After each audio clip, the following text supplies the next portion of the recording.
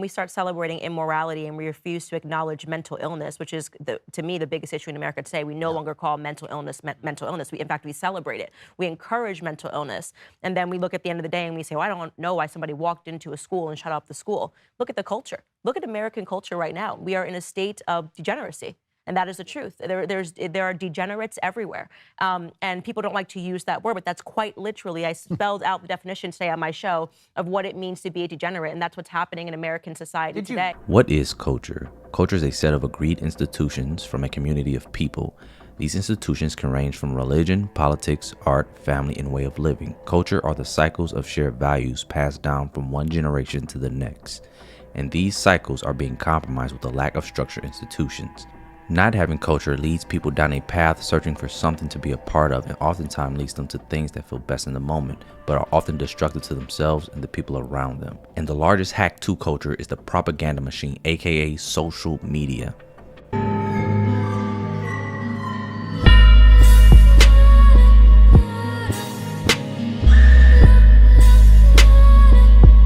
If you don't dip it,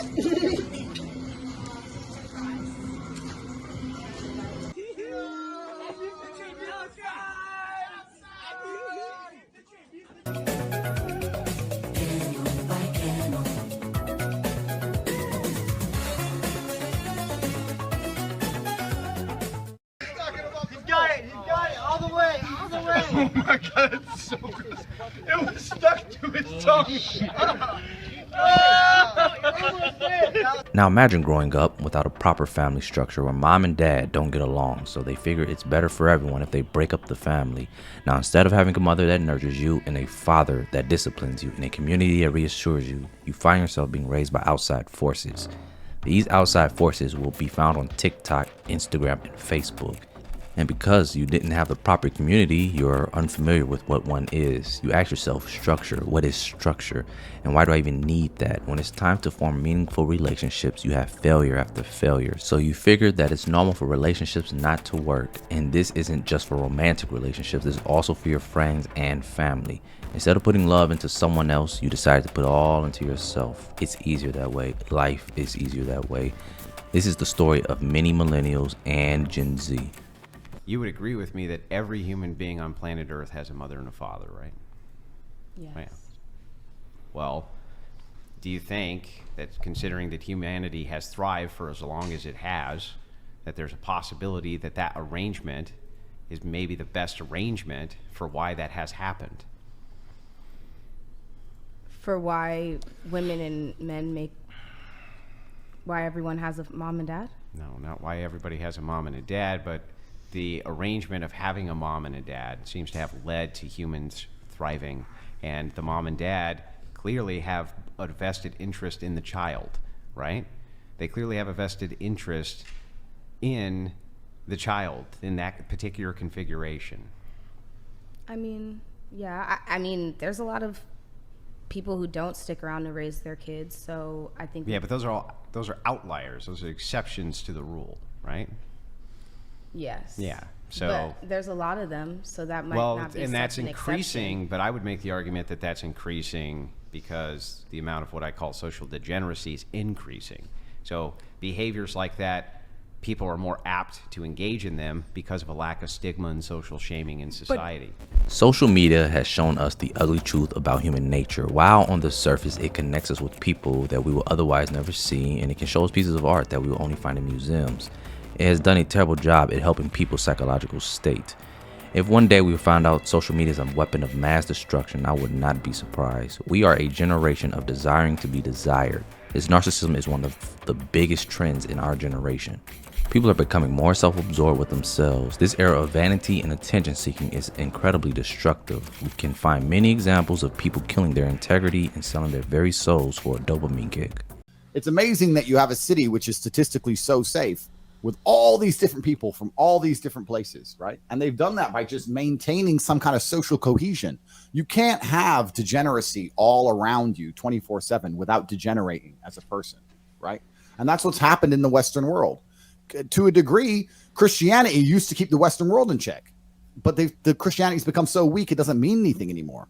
And we're living in a situation now where if you want to go somewhere where you know that you can exist in a wholesome environment, I mean that when you go outside, you're going to see families, man, woman, some children. It's going to be fairly wholesome. You're not going to see any kind of degeneracy. You're not going to see anything strange, anything weird. You're not going to see like any of the crazy crap you would see walking down a street in LA. You're just not going to see it. And Dubai tries very, very hard to prevent degeneracy while also allowing people from all around the world to come live in safety and work hard and make a good life for themselves. And they've done it all under the guise of Islam. I have so much respect for that. The lack of structure is the perfect gateway for degenerate activities, and attention addicts will capitalize on this opportunity. They are doing what they want instead of what is smart, and it doesn't help that some of our favorite celebrities and most notable figures are only encouraging such bad behaviors. These modern day kings and queens fail to realize that people are aspiring to be just like them. Attention is the West's biggest drug, and its drug dealer is social media. Social media has caused us to constantly seek validation and compare ourselves to other people. Whether it be lifestyles or how they look, we're going to self-reflect on what we see. And if we don't like what we see in the mirror, well, body modifications have been a massive trend as of late, with Brazilian butt lifts being at the center. Just over the past couple of years, we've seen the rise of BBLs, which is the fastest growing surgical procedure and ironically the most dangerous surgical procedure. This year, more than 60,000 people nationwide will get a cosmetic surgery procedure called a Brazilian butt lift, made popular by celebrities and social media influencers. They're often called BBLs and actually have the highest death rate among any plastic surgery procedure. The sad part about this is we endorse such bad behaviors, with some people even getting addicted to it. A model who spent her life trying to look like Kim Kardashian has died after recovering from her latest procedure. OnlyFans model Ashton died of a heart attack after a round of plastic surgery. And it's not just the surgical procedures, but the normalization of sex work. During COVID, OnlyFans took society by storm, with some women making $100K per month as a creator. While this is no common feat, it says a lot about the society we live in, where it becomes more and more socially acceptable to be an online sex worker. You know, what do your family think of this? I mean, they must be incredibly disappointed, surely, that you backed in a potentially really successful career as a lawyer to do this. Yes, my dad is dead and my mum is on my payroll. My family are fine. Your mum's on your payroll? My mum is on my payroll. In what, doing what? Admin.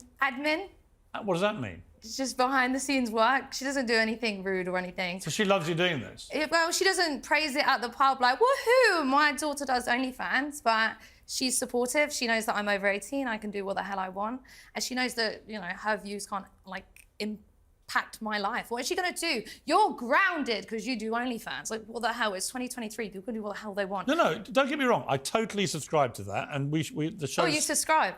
I don't subscribe to you, but I haven't bestowed you that honour yet. No, but I think this show's called Uncensored. You can do what the hell you like. I don't care. But I'm just curious about you being someone who embarked on a law career, was obviously very bright, went to university, packed it in just for money to be effectively an online stripper. I mean, that's what you do, right? Yeah. Way worse than an online stripper.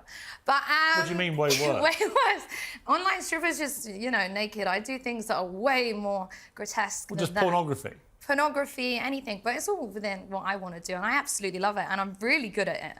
You know, I could be a good lawyer, yes, but also am I good at doing other things on video and camera? How would you feel when you want to have kids yourself? Well, I mean, I don't really want kids right now. But you will do. How old are you? 25. Right, so you will do at some stage, probably, right? Maybe. When you do, you're going to be proud that you have your little ones and they look at you and go, didn't you want to be a lawyer, Mummy? What happened? Yeah. And you go, yeah, but look at all my stuff. They can cry in a Ferrari. In the same way, women appear to be self-sexualized and men appear to be a part of the issue as well. While 70% of the content creators of OnlyFans are women, 60% of the consumer base are men. And this will make sense considering that men are more likely to be addicts, and some studies suggest that roughly 86 to 96% of men use porn on a regular. And that's why influencers can make an AI girlfriend chatbot and make $70,000 in a week. And it's nothing really to laugh at. It's kind of sad that these men are being taken advantage of. There's obviously something lacking in their lives that drives them towards these avenues. But I will admit they have a hand to play in their own self-destruction. Here's one of countless chatbot apps providing AI friends. It's called Cupid AI, with a K for Cupid. It offers several avatars with distinct physical features and a list of personality traits for you to start interacting with and customizing. For instance, here's the opening message from an avatar named Alice, described as a curious and open-minded photographer. I'm Alice, a 25 years old, fun-loving and adventurous girl, seeking a partner in crime to travel the world with and make unforgettable memories. If you are new here, let me explain a few things. You can chat with me as much as you want, and I'd be more than happy to learn more about you and please you in any way I can. If you want me to send you a photo, you just have to ask it in the chat, like, "Hey Alice, can you send me a picture of you?" And I'll be more than happy to send you one.